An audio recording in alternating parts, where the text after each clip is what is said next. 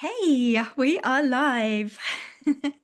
I always feel a bit scared at the initial part of going live for some reason, but yes, I'm just reminding everyone who is joining us that we do this as a broadcast and not as a kind of general Zoom call because we just know how many Zoom calls people have to get on every day.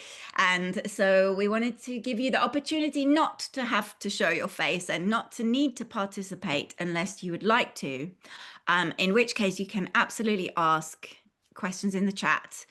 We will make some time at the end for questions, but if you have a burning question, I'm going to keep my eye on the chat as well, and we can also ask them throughout.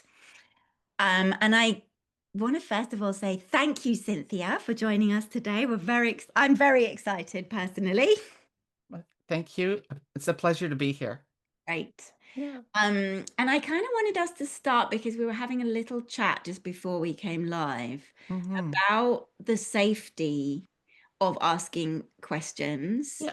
And I thought it would be a nice way to start it off because you articulated it really beautifully in just making it feel really safe to ask any question that we might want. So maybe you could just Yeah. let us know that. It's my pleasure. Hi, everyone. So my rule is that, the only question that is wrong to ask is the one that you don't ask. In other words, if you don't know the answer, you should be asking the question. And secondly, the context in which you do that is don't worry about the language. Don't worry about how you say it. Just ask your question. And if it requires us to talk a little bit about the language, you allow me to do that in the answer. But otherwise, it is okay to ask any question, including the ones your mother might tell you were inappropriate to ask. I'm the girl that you can ask. I really do love that. I really do. Yeah, I'm gonna steal it and adapt it somehow sure. Yeah. when I'm starting off a group because yeah, it's really great to have that Yep. safety. But I always start as well by asking how you are today. How are you, Cynthia? Well, life is complex as it is for everybody.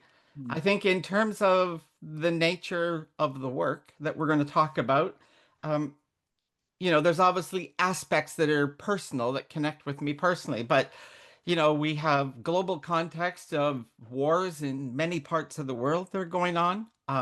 There's economic crises, in the term, we have tariff regimes and everything else going on around the world. There's human rights backlash, everywhere we go. We continue to have a cost of living crisis that everyone has their experience going through. We're seeing that marginalized communities are used in political games these days. We see the rise of the Trump effect around the world, including here in the UK. Obviously, within my own personal identity, we have the more recent Supreme Court decision that has unintended consequences, something that happens in every communication. There's unintended consequences. And so it's all of that. We're seeing a global rollback on LGBT and women's rights. Yeah. Both of those intersecting with my own identity. So, yeah, the world's a little tough right now, but that just fuels why I need to lean in and do the work. Yeah. It's it is so Yeah. complex and so multi-layered at the moment, and it also seems so loud. Like it's really difficult to find the right balance between wanting to know what's going on in the world and being able to understand where you might want to push something, but mostly it just feels so out of control, out of our own control. And so Yeah.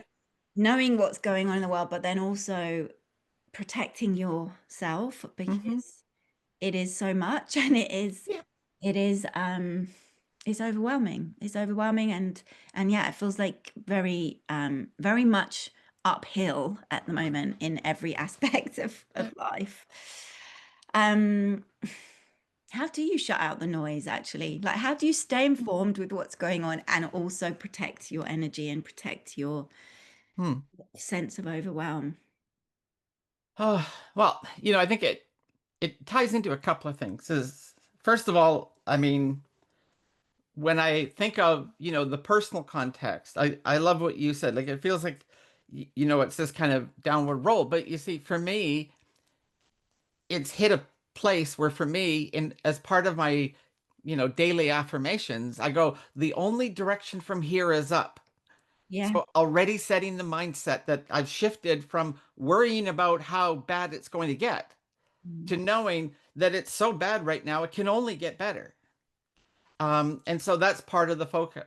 And then the work itself really sets it up to think about, when you have those conversations with, in my case, with leaders that get it and they're challenging themselves into thinking. Doesn't mean they're engaging me and hiring me to work with them, but you can see that they're starting to do the work either on themselves or on their approach. That is hope Yeah. at work. When we hear the stories, or that I see, for instance, of allyship and bravery in the workplace, I worked with BT in the past year, and I was talking with them, like, you're checking in, like, how did it go? And it just seemed that the the doc that they gave me of the work they wanted delivered, we delivered the work, didn't quite hit the mark because the mark wasn't actually accurate in terms of helping, particular individual within the company, but it actually created something they weren't expecting, which was three other staff members felt I had made a safe space for them to come out and declare. And it's like, oh my gosh, like, really? Like, I mean, while I had worked with them I mean, I was with the audience maybe 90 minutes. And that was enough to convince three people to let go of the weight of holding them back and become much more authentic in the workplace. However, that manifested for them, that's just amazing. Um, hearing stories, I don't want to preempt some of the other conversation, but hearing stories of corporates that may have taken a very public stance because of the socio-political news, and then actually find out there's a whole other story going on behind the scenes. Um, and seeing the positive impact when I, you know, bring my mentoring service to work with individuals, and most of my mentoring I actually offer free through my partners. Um, I offer a slightly elevated service dealing direct with me, which is why it's a subscriber service. But hearing all of those kinds of impacts, that's amazing. Yeah. And at the end of the day, we do the work because it's about people and seeing people grow. And I'm at the point of my career that I'm no longer growing to, fill out, embellish my CV or anything else. I take great satisfaction in seeing others being able to update and fill out their CV. Yeah. I love that. And you're also explaining a way in which there is hope and joy to be found. And Yeah. there are movements happening that are really positive, but it is sometimes just, searching for them. I mean, you're finding it in the work that you're doing, which we're going to talk about a lot more. But yeah, being more intentional about Mhm. the things that are happening that are positively impacting humans and workplaces and communities is definitely a way to protect our mental health at this Yeah. point. And there are those things, so Yeah. maybe you can tell us about a couple of other ways in which Yeah. you're kind of what are the things that are filling you up at the moment that do give you that sense of, I guess, Uh, yeah, resilience. re Resilience. Oh, well, I mean, in terms of resilience, it's a practice. Mm. Um, a lot of people think it kind of comes, and honestly, I keep surprising myself with my level of resilience. I am not the person I was 5 years or 10 years ago. Definitely not the person I was 50 years before that.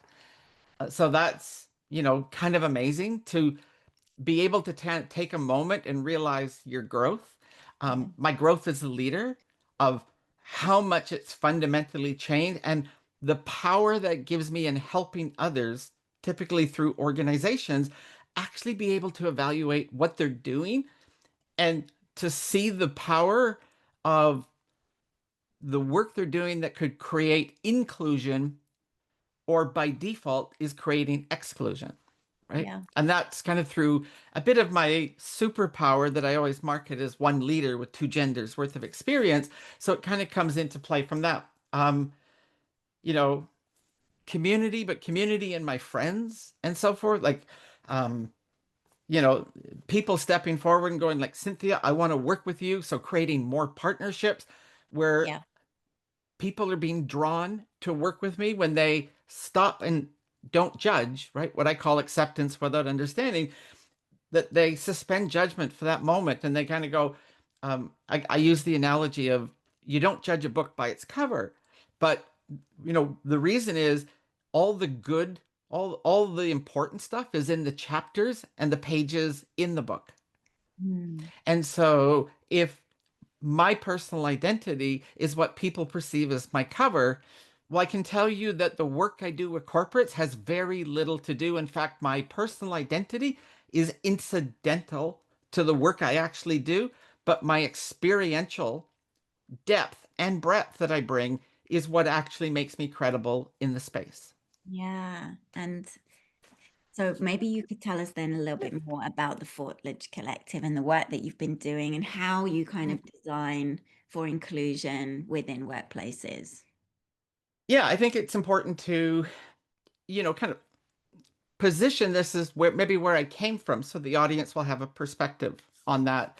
Mhm. Um, so when I was a C-suite executive, I was in a mid-sized organization. I had 6 direct reports, 13 contractors reporting to me. I had the organization handled about 5 billion in gross sales, and I oversaw a $3 million operating budget within that organization. And what I have learned about it was that there's many things. So one is um, I started talking about the work I do under kind of a brand of services because I honestly had no idea what I was doing. And that has progressed and evolved to today, where I'm a collective. And the reason a collective is I've had 13 other organizations. One isn't even on my website yet that I have to update, who have come to me and said, Cynthia, we want to partner with you for some aspect that either I'm providing something to them or they're providing something to me so that when I work with organizations, it is not just what I'm capable of delivering, but what my entire collective is capable of delivering. And that's why I'm always happy to be part of others' collectives in bringing our collective wisdom and ability together in order to help organizations. So that covers the very traditional kind of, diversity, equity, inclusion, although I'm very focused on inclusion. Mhm. And just for the audience's understanding, if I look at my background, in terms of leadership. Part of my leadership journey was I was actually the national leader for the feminist organization Women's March in Canada, speaking on behalf of all women across Canada. Obviously, I'm not going to have every lived experience, but I learned to speak to so many of those lived experiences. So I always center, that work in what I'm doing. And what's intriguing is that has given me a unique lens to look at the work because I didn't actually start even at the international level working in advocacy work in the LGBTQ plus space, which even happens at the United Nations level with the groups that I was working with until after I started advocating for women. But when we Right. look at that from that perspective, women are 50% of the population, and based upon current stats, they're about 50% of the workforce. So if all of this is a checkbox exercise, check diversity, we're done, women are in the workforce. But when we get to inclusion, the numbers don't hold up.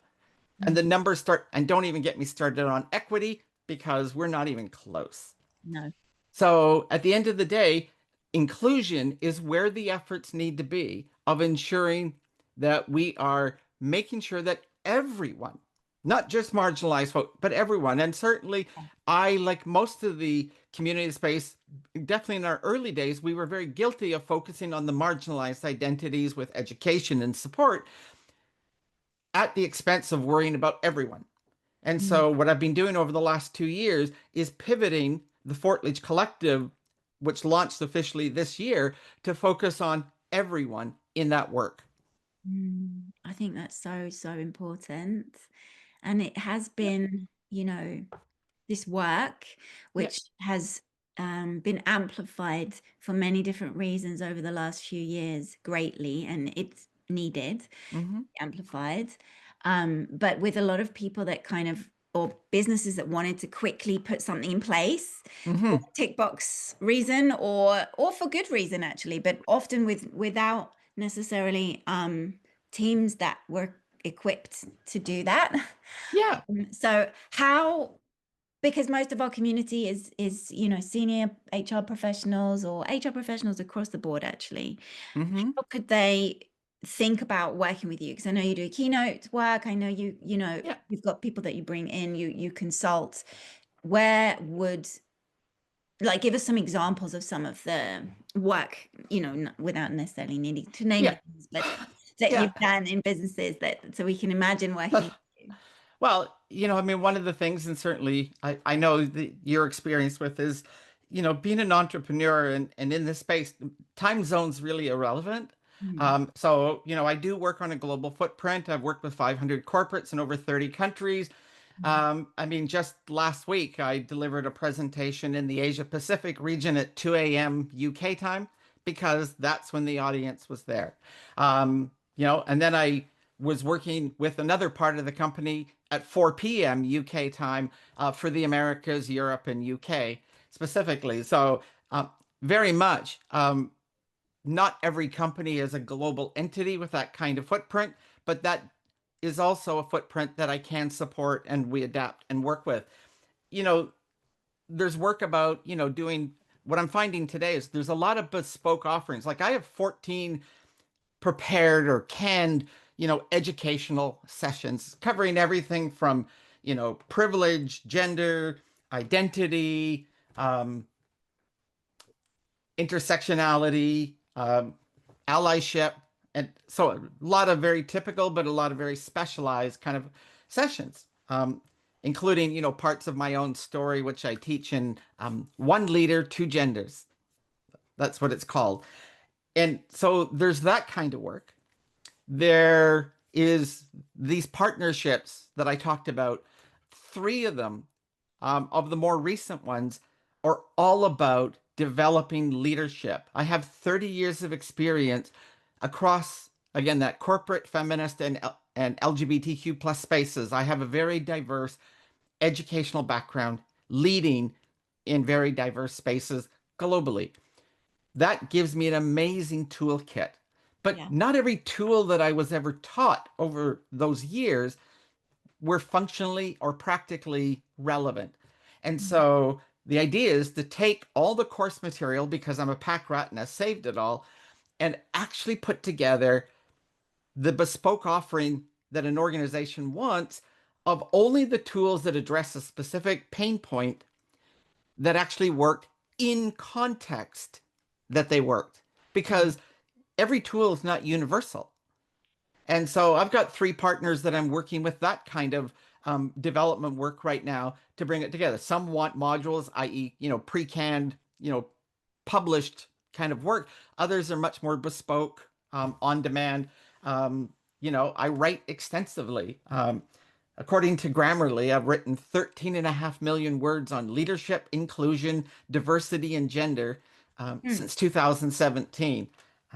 As I wrote on LinkedIn recently, I think that makes me a writer. Uh, I've written two books, not yet published, still looking for an agent or a publisher. I've got three books I'm currently writing. I hope to finish one of them, the manuscript this summer. That's my goal for the summer is to finish writing another one, as well as all the regular writings that I do. And I have three series I'm kicking off either the current or I'm kicking them off in the fall based upon things that I'm working on. And behind the scenes, I'm also trying to learn what I need to know to create a global foundation to fulfill the audacious promise to, for me, a very spiritual promise of teaching 1 billion people, 1 billion, an eighth of the planet, about acceptance without understanding, the philosophy by which I live by and is the basis for a lot of the work I do by the year 2050. So that's a little bit of what I got going on and how I'm kind of interacting with people today. But you know what? As I tell everybody, look, if you're interested, you think there might be something there, give me a call. I'll let you know if we get to the point where the clock starts ticking. But other than that, it's just a conversation, and it doesn't hurt to have a conversation. Yeah, 100%. I think that, I mean, so much has happened in the last few years, and Yep. you know, at the beginning, you stated out some of the context that we're dealing with. But in the landscape that you've described, what do you think Yep. are some of the most pressing and urgent inclusion challenges? Because I think maybe you mentioned one there earlier about the fact that we weren't really talking about inclusion for everybody at the Yep. the Mm-hmm. beginning for the last few years. And now we need to pivot and we need to make sure that we're doing that because any group or community that feels disenfranchised, Mm-hmm. you know, even if it seems like a majority community, there's going to be backlash or something's going to happen because of that if we don't include everybody. So, but what other challenges do you see Yep. at the moment that are pressing? Well, I think there's a number of things, right? So we've already talked about the external backlash, the politicization of Yeah. DEI, right? That's the one. The other one, and I don't know if you've seen it in your experience, but organizations, and I think it's really showing itself right now, certainly to the practitioner community, those that were checkboxing, right? It's like, okay, well, we have employee resource groups. Well, because our competitors and everybody else did, so we had to do that too. They didn't have a strategic reason or plan in which to order. And I've written about that a number of times. There is a huge opportunity that organizations are missing by not making the development and investment in their ERGs strategic.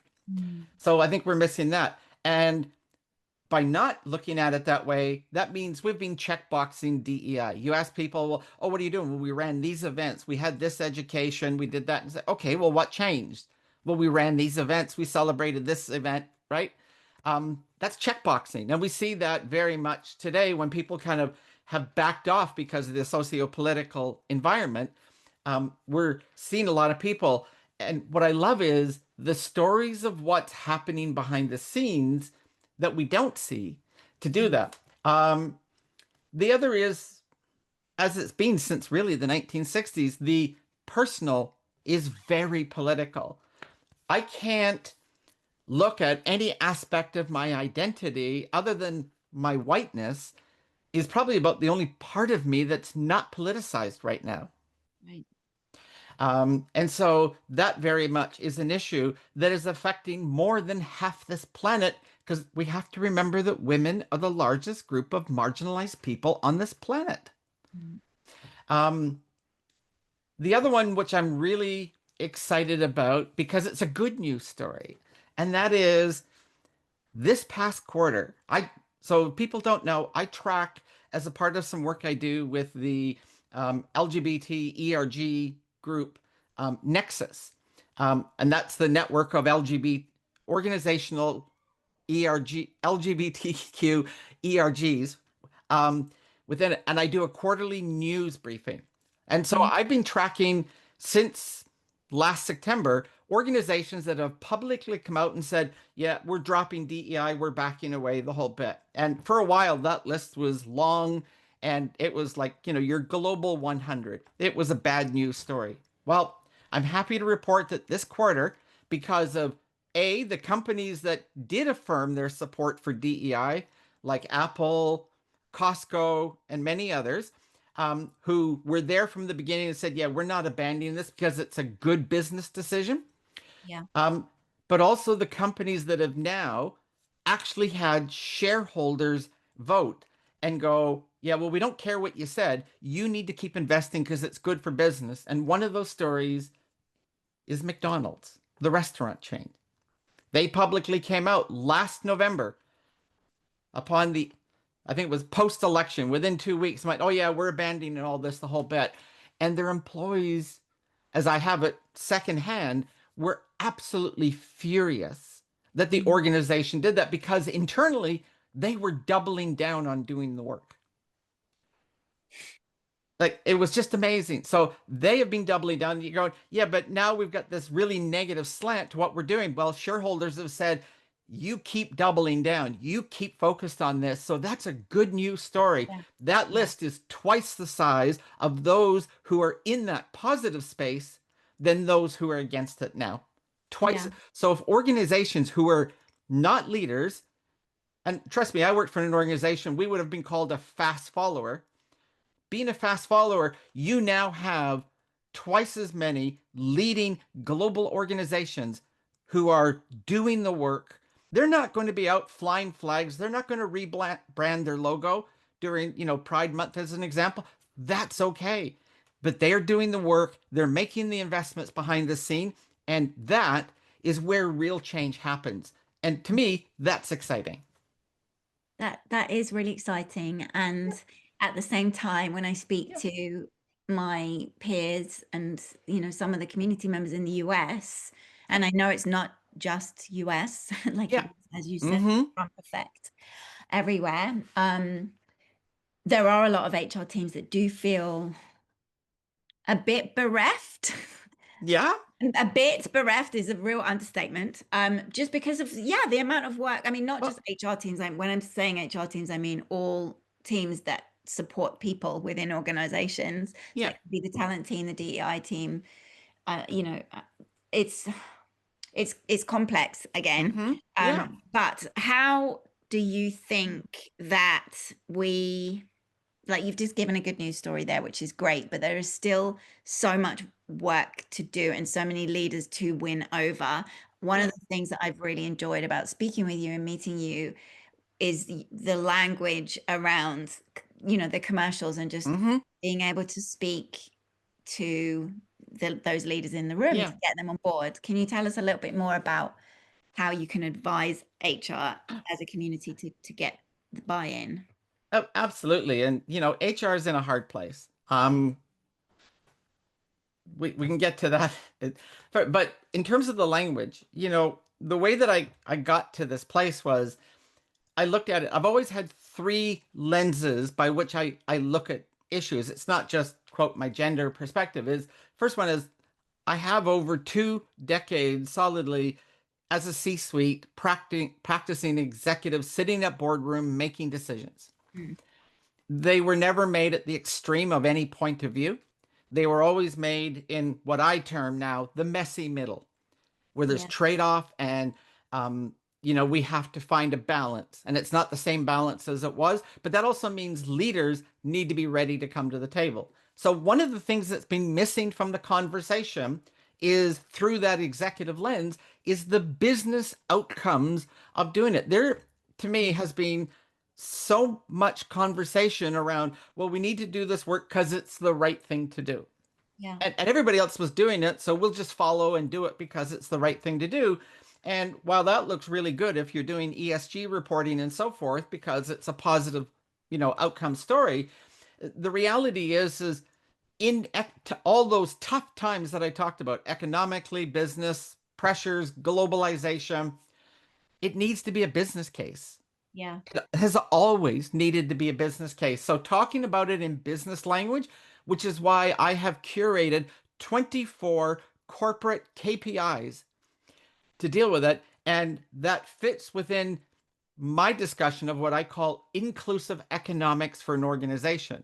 Mm. Fundamentally, you have at the beginning, you have inclusive leaders. You want to develop leaders that create inclusive cultures in your organization. They need a skill set to do that. I call that inclusive intelligence. Much as we have emotional intelligence and cultural intelligence, this is inclusive intelligence. So you have inclusive intelligence is the skill that inclusive leaders develop, and inclusive leaders need an ecosystem in which they thrive. And that is an organization that is looking at not only the traditional economics of what makes the business a success, but they also incorporate those KPIs, not all 24, because you need to address it as pain points. And just as an organization might review, its financial performance and adjust, either shareholder expectations or, margin or revenue per employee or any of those other traditional measures, turnover rates, etc., We also need to look at measures that are in that matrix for inclusion. Again, you probably only want two, three max. One would be good to start, and that's inclusive economics. And when a business starts looking at that, now we're actually measuring the business outcome of being inclusive. And there are many reasons that that becomes relevant. So that's part of it. The other Mhm. one is that when we look at it for that reason, it gives us a buffer to make the organization resilient during the tough times like now, because Yeah. we're not doing the things we're doing because of one aspect or another. I mean, a very simple one that every business understands is reduce your risk. Right now, today, based upon all the cases for employment discrimination in the UK that have gone to tribunal, have an average payout of about £27,607. That does not include the legal fees, which are almost 10,000 quid on their own. Yeah. The rate of getting a claim against you is 1 in 1,000. So if you're 1,000 person organization, you're probably going to get one. If you're a 100 person company, you have a 10% chance of getting one of those claims against you. And if you're depending upon the size of your organization, when I deal with four or five, 10,000 person companies, you're almost getting, to a very significant number of managing risk. Even the most senior leaders, the board, the CEO, the CFO, they have a corporate responsibility to manage risk. Yeah. That's a business conversation, and we're not having it. Mm. Um, and so we got to move out a nice to have, or it's the right thing to do, to it makes business sense. I want to make better decisions. I want to outperform my competitors. I want bottom line revenue.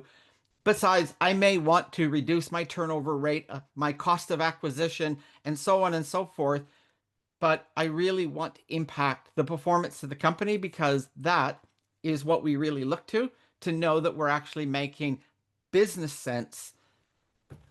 And we just haven't been having those conversations. So when I talk about that, people go, yeah. And yeah, I Yeah. mean, it took me 10 years to go from doing it to talking about it. But again, I think it's just part of the evolution of the conversation has taken us there.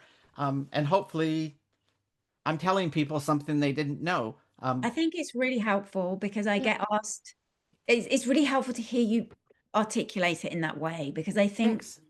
I think HR desperately does need to transform, and there is the desire to transform. And this is one Yeah. of the ways in which we can be truly a strategic partner is by talking in this language, using this uh, metric Hmm.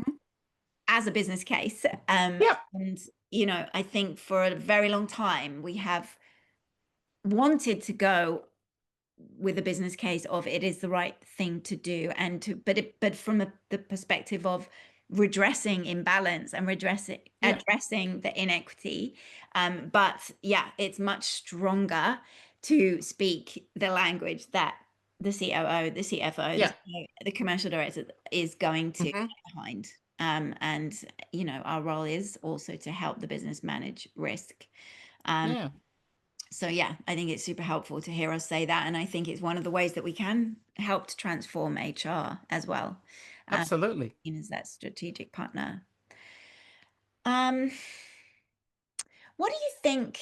Because obviously you're probably working with quite a lot, or I mean, in your corporate life, when you're in-house, Yeah. you're working with one kind of HR team. But what do you see as some of the other challenges for HR teams now that you're working with the cross-section of businesses? And, I'm sure you're in contact a lot with the people teams there. What do you see as some of our challenges and how we could maybe transform further Yeah. and, address? Well, no, I mean, I think it's a relevant, very relevant question. So I think one of the challenges is that someone that's just starting out and, in a corporate space, not necessarily with a company, but, their career, there's this perception that HR is there for the employees. And there could well be employees in HR that think that's why they're there. Yeah. But the reality is, as an executive looking at it, around the table, we had the head of HR, whatever that role for us, it was a vice president of HR. She Mhm. was at the table. She was an executive making business decisions with us Yeah. and taking the implications. She's working for the company, not the employees. And then you have like the DEI group and so forth, which were to take and help amplify across the organization, work within ERGs or communities, compliance with various regulations in some cases. Where are the employee advocates? Because right now that gets dumped on HR, although that's not a core responsibility that they were created and the structures, the traditional structures have been designed for. Yeah. So that's a burden on those people in HR that quite honestly isn't there. Um, the idea is, well, oh, HR is going to deal with that, right? Okay, excuse me, your development of your people and your culture that everybody works in is a company-wide challenge. As I talk about it, and I mean, I've been through this as an executive developing an intentional culture.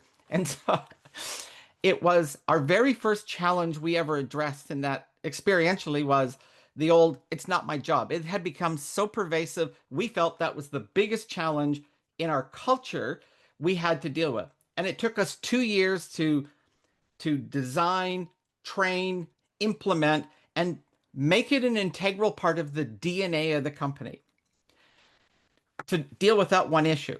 The second issue we dealt with, we went through that cycle in 2 months because we had done all the hard work and created a culture of organizational wide ownership. Mm. And everybody felt good because nobody was going, well, that's not my job Yeah. anymore. Everybody realized we're all in this together. The work has to get done. We have to figure this out. And with that means, the equity conversations have to come in at times because you can't be expecting everybody to tap it in. And to organizations, I talk about today, every employee that walks in your door, every employee, they hold back on you. They Mm. hold back, according to studies, 15% of discretionary effort. If you get this right and you do this work, you create the opportunity to unlock that 15% of discretionary effort. What would 15% of discretionary effort that your employees give in creating success for the organization mean for your company, for your hiring challenges, right? Yeah. It's huge, but Yeah. it's not HR's problem. It's everyone's problem. Yeah. HR is a part of it, but it needs to be there. And the idea is that HR today is being asked to gatekeep. And nobody was, because the gatekeep always is seen as a negative. And the fact is they're so capable, they're so well trained. We need to unlock them to enable real inclusion instead. Because I think that's why they do the work they do, but they aren't given a chance to do it. Yeah. In many organizations, HR is completely disempowered. Yeah. Yeah. I love I love, Yep. we need more voices around Yep. saying that culture is everybody's responsibility. Like you said, Mm-hmm. every action that is taken, actually, every Yeah. decision that is taken, that's what is creating culture. And Yeah. I feel like in HR, there's a lot of HR bashing at the moment happening out there. And I Yep. understand it. I do understand it. Because HR does work for the company, but Mm-hmm. we can also impact individuals' lives, and we do. Yeah. And that's where the reward comes. Right. And, in the work that you're doing, and the work that HR teams and people teams generally are doing, it does impact not just Yeah. that one person, often sometimes the family that person, Mm-hmm. the community that so the work is wide reaching, but yeah, there is a disconnect, especially since the term people and culture team has come Mm-hmm. about, making it seem like culture is the responsibility of a department, which how can it possibly be? Right. Yep. Yeah. Yep. Yeah. The buzzword nowadays is inclusion and innovation. That's what I'm Yeah, encountering. that's good. That feels powerful. Right. Right. But how many organizations have a chief innovation officer? Yeah, not too many yet. No. No. I want to come on to Yep. trans rights and activism, and just Okay. since the Supreme Court ruling, it feels like no one knows what to do in businesses right now. And I wanted your view on businesses Yeah. that do, in your opinion, a good job of specifically trans inclusion, and what does that look like within an organization? Well, I have to proceed this with I'm not a lawyer, nor do I play one on TV. Fact is, nobody's doing it perfectly. No Yeah, one. Um, I think part of the problem, and I mean, and this happens in every aspect, right? Because, I mean, as we just talked about, HR teams are not just faced with a Supreme Court ruling. That's not the only issue on their plate. yeah, We have entire legislative changes coming in. There's yeah, the development, even the chancellor today was reinforcing this idea of workers' rights, yeah. enhancements. Um, that's going to be hectic, to say it politely, for HR people. Yes. So I think we need to do that. The second is, I think organizations that are doing it right, you can't sit on the fence anymore. Okay. I don't care whether you're talking trans rights or women's rights or, uh, rights based upon race or religion or ethnic background or ability or disability. You can't sit on the fence anymore. And that doesn't mean that every organization is going to get out and run placards, but it does mean your employees at least need to know where you stand. Yeah. Um, Again, you don't need to go publish it in the press or anything else, but you need to tell your employees what's going on.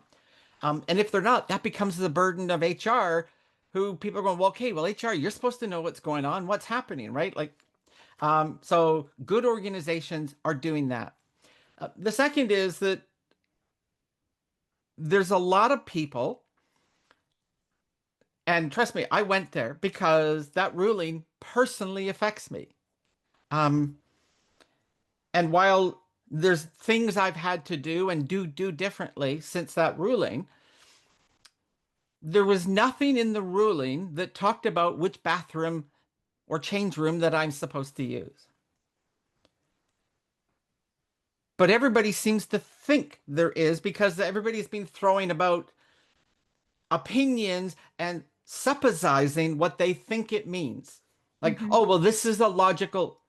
Is it? Because the Supreme Court said these wouldn't. So now all of a sudden you get this dichotomy, and that's why we're already seeing a number of cases that are launched against the was it EHRC here in the UK. Moving up to the European Court, in challenging that based upon the original Goodwin case, based upon a number of treaties that the UK has signed.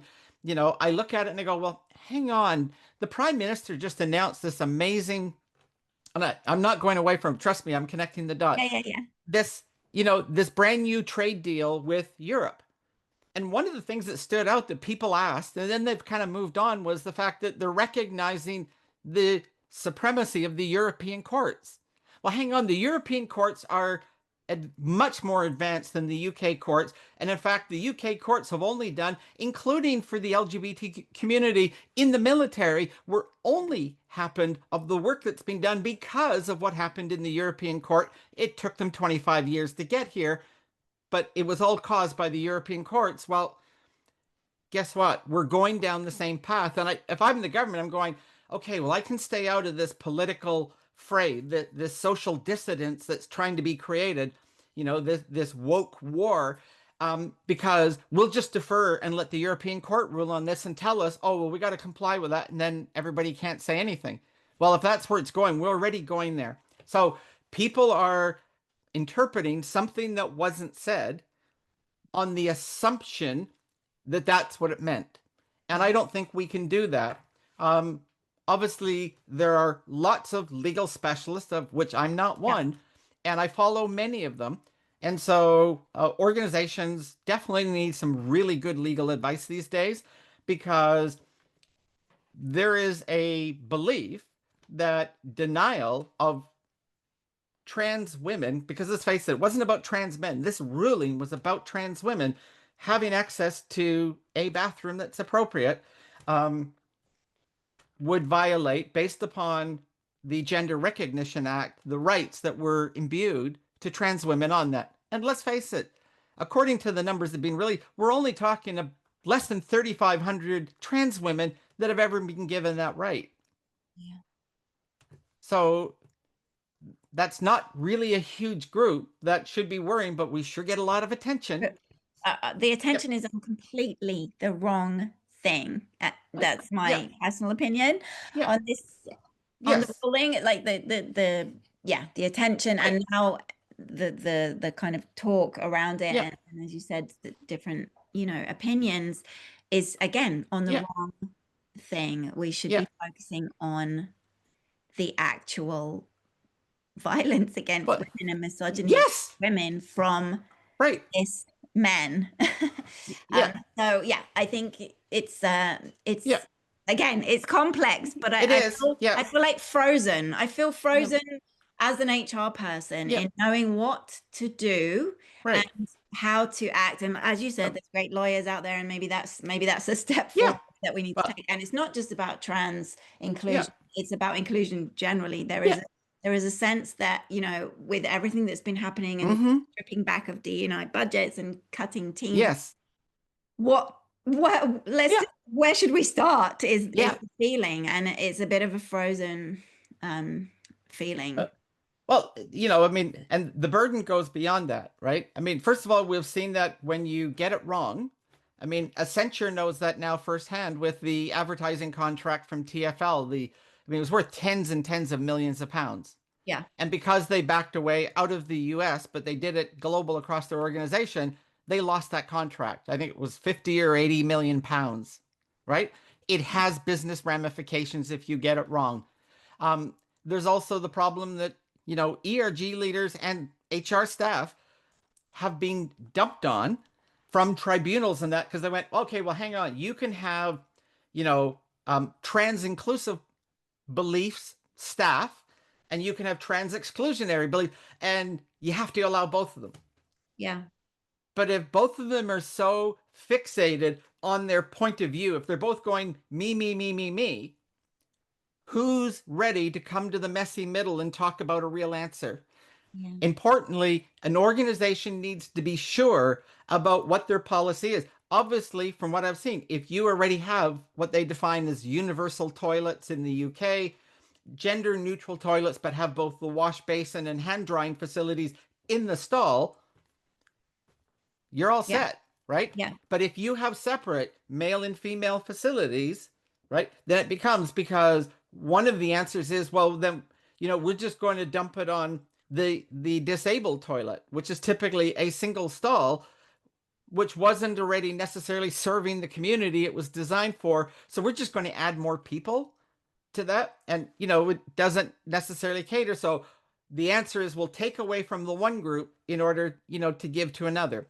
And the fact is, as you said, the actual complaint has nothing to do with the perception of these 3,500 odd trans women. um, there are many others in that conversation, but see, that's the problem with the messy middle, yeah, right? There's no easy answer, but until we come to the table and have that conversation, we won't know. And I think when you come up with an answer, then you go get a legal review to make sure that you're covered, but at least you have your people bought in, which means you don't tell them what you need to bring them to the table. And that's one of the things I love doing is I love facilitating difficult conversations in the messy middle. I've yeah. gotten really good at that. That feels like like the Yeah. most important work of Well, today, to yeah. be honest, is being able to do that, because everything has become Yeah. so polarized. People's views are so Yeah. Yeah. opposed to each other, and yeah, we've Yeah. kind of lost the art of trying to find a way forward in a way. We're just Mm-hmm. sticking to our side. I'm really conscious that I haven't even Yeah. asked you half the things that I wanted to ask you today, but I also just wanted to see if there's any questions from our Yeah. audience, from our community members. Please just feel free. I'm going to carry on asking Yeah. Cynthia questions, but please do feel free to type your questions in the chat if you want to.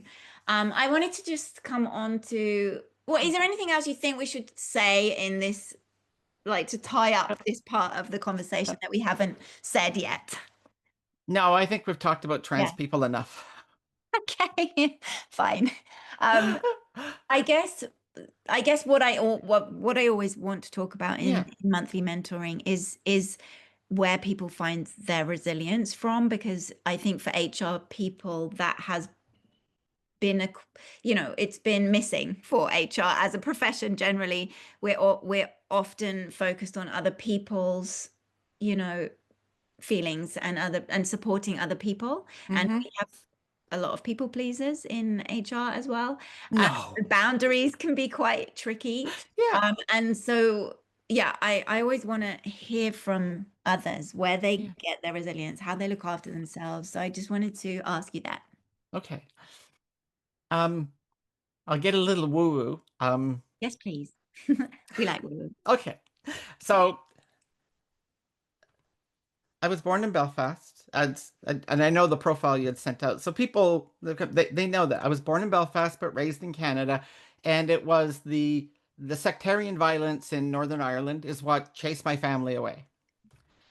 And I call that my first transition in life because it happened in 30 days from the point that three men in black masks appeared at my parents' door when I was 6 years old to living in Canada happened in 30 days. It was that severe. I went through a religious transition when I got married in Canada. I married this wonderful Catholic girl, um, French Canadian background. It was wonderful. We have two amazing children. My son's 32, daughter's going to be 28 this month. And they're wonderful adults contributing. But I no longer believe in those religious structures. And I believe in what I call spirit, and it is the universality of the energy that connects everyone and everything. So that's kind of the woo woo part. Um, in my conversations with spirit, which have happened in many different ways, I have found my purpose. My purpose is to teach the world about acceptance without understanding, and I have promised spirit to reach 1 billion people, uh, to teach them, not just reach, but teach acceptance without understanding by the year 2050, which is why I wrote my first book, yet to be published, but it is in support of that philosophy. That is my purpose every day. And because of my lived experiences that took me to that place, my corporate goal is to help organization create spaces where every employee feels they belong, right? Maslow defined level 3 of Maslow's hierarchy of psychological needs as love and belonging. We all have a psychological need to belong. And by the way, if you want to relabel that, call it thriving. And Mm. people look at where I'm at. I would say I'm in a surviving. I'm in level 1. That's the level of life I'm experiencing today. And if I'm doing everything I'm doing, can you imagine the capacity and ability I have when I get up to thriving again? I, I am just boggled at what I'm going to be able to do because people are blown away with what I accomplish and what I'm working on today. I already talked about, drawing from community, friendships, um, allowing to rest. How Yeah. often do we just stop, just sit in stillness, in the quiet? And in that, I listen, right? And so there's both meditative practices, but there's also mindful practices that I use in doing that. Mm. And I love to just have what I call thinking music, mostly classical, playing kind of in the background that allows me just to float into that space where I just let go and communicate with spirit and just the download. I mean, of I only ever started with an idea to write one book, my biography, because everyone says, Cynthia, you got to write your story. We want to hear it. Well, I haven't even started that, but that's one of the 8 books that are on the list. All other 7 books, Spirit has told me I need to write these books. Mm. And so I wrote my first one, took me 3 years. My second one took me 27 days. Wow. And so I'm just open to that. And that allows me to process a lot of thoughts and Yeah. feelings in my writing. Um, Learning to be vulnerable as a leader has taught me to accept imperfections. And even as a leader, I no longer buy into, and I'm very open that as a leader, I don't have all the answers. And so, um, like you were saying, I'm not a lawyer, but I can give you a point of view. But if you want to accept that point of view, you probably should get it validated with a lawyer. Um, and the other is learning to tell stories as a way to move forward, to take very complex life things and talk about them in a way that others grasp. And as Yeah. I shared that story of the work I did, and three people, quote, came out, I measure my success as a leader not by the size of my paycheck, but by how much my heart and soul are filled every day with the work I get to do. That's a pretty fundamental switch from what used to be a six-figure salary. Yeah. Yeah, that's has built resilience. But in saying all of that, I surprise myself how resilient I am. Mm. Even today, when I think I've gone to my lowest low, spirit gives me something and goes, "Hey, you're at the bottom of your lowest low. You can't go any lower. The only direction from here is up." And a new affirmation is born, and it has nothing but positivity and seeing the upside of everything that's in front of me. I trust me, 15 year ago person I was would have been absolutely in a really bad place. Not anymore. I am shocked at how resilient I am, and I just lean into it, which is acceptance without understanding. I don't question why. I accept that it is. I suspend judgment to see how it goes. Cynthia, thank you for sharing all of that and just sharing your story and the amazing work that you're doing. We haven't had any questions, but we've had a comment saying, Okay. not a question, but I just wanted to say thank you, Cynthia. It was really interesting to hear more about what you do and your views on these important topics. So that is cute. Thank you. Um, how can people get in contact with you? What's the best way? Obviously, we've got your website up behind you Yep, right there. here. Yep. Got Is right. that the best way for people to connect with you if they wanted to chat and maybe bring you into their businesses or talk about what's going on in their organizations? Absolutely. All the links are from there. All the social media links are on there. So you'll find me on Instagram. You'll find me on Substack with my writing. You can Yeah. subscribe for free. But yeah, to do that, the website, and of course, feel free to connect with me on LinkedIn. Let me know that you are coming to me from our amazing conversation. And, again, it doesn't cost anything to have a conversation. I'll let you know if we get to the point of actually trying to solve something that'll cost. Amazing. Cynthia, thank you again. I really, really appreciate you. I'm a big fan of yours and the work that you do and the way that you speak and just how much you share. I think it's so helpful for the world, for individuals. So yeah, thank you for your time. And we're going to put this, as we usually do, on our platform and all the links there to connect with Cynthia as well directly. Thank you so much. Thanks to everyone who joined or who will see this later, and we'll be together again soon. Thanks, Cynthia. Have a great rest of your day. Thank you. Bye. Happy Pride, everyone. Happy Pride. Bye.